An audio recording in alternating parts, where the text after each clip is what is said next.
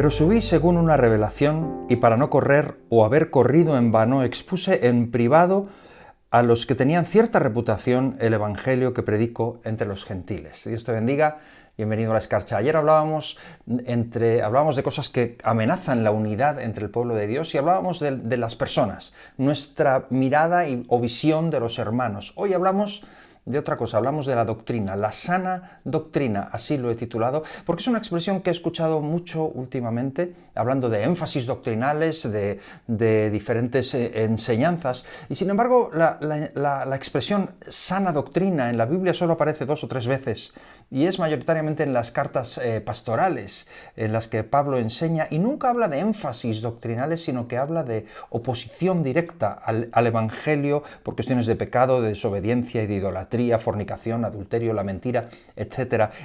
Ahí se está hablando de la sana doctrina. Y aprendíamos nosotros en la escuela bíblica que siempre existen herejías que hay que combatir, que son claramente contra el evangelio, pero después existen cosas que son errores doctrinales, posicionamientos doctrinales, diferencias de opinión, fórmulas o énfasis en costumbres, y nada de eso tiene que ver con la sana doctrina. Nada de eso se puede llamar sana doctrina, y cuando elevamos este tipo de cosas al nivel de sana doctrina y nos empecinamos en ellas, es entonces cuando la unidad del pueblo de Dios se ve amenazada. Hablando de las cosas que amenazan la unidad. Y en el versículo de hoy encontramos a Pablo yendo a Jerusalén para hablar acerca de algo muy concreto con aquellos que tenían con el ministerio, los que tenían cierta reputación, de Pedro, Juan y Santiago, y se nos dice que ellos apoyaron a Pablo, que se unieron con él y hablaban de la sana doctrina. ¿Y qué es esto?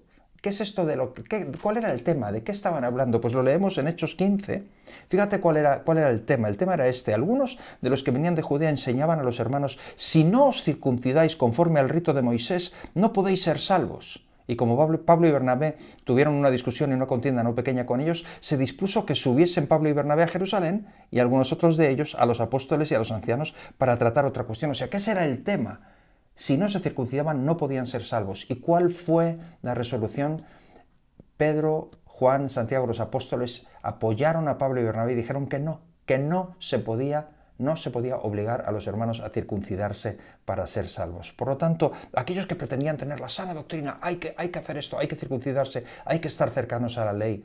El concilio en Jerusalén, los apóstoles dijeron: no, la sana doctrina no tiene que ver con costumbres, con énfasis, con cuestiones culturales. La sana doctrina, fíjate, la dice Pablo en 1 Corintios 15, dice: os declaro el evangelio que os he predicado, el que también recibisteis, en el que perseveráis, por el cual asimismo si retenéis la palabra sois salvos.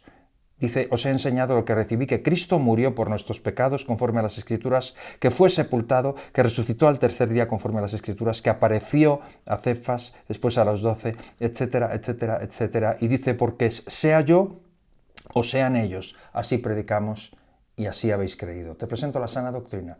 La sana doctrina es el evangelio de salvación en Jesucristo. Todo lo demás es periférico. ¿Habrá énfasis? Habrá costumbres que practicar, doctrinas para enseñar y discutir sobre ellas, pero no permitas nunca que una doctrina, una cuestión periférica, levante muros de separación entre tus hermanos y tú. Levanta a Cristo, que es el que nos une. Así que, hablando de cosas que amenazan nuestra unidad, este concepto de la sana doctrina es el Evangelio de Jesucristo. Dediquémonos siempre a predicar el Evangelio de Jesucristo, respetando a la gente con sus costumbres y sus diferentes procedencias. Cristo es el que derriba paredes intermedias de separación y nos hace uno en Él. Que Dios te bendiga.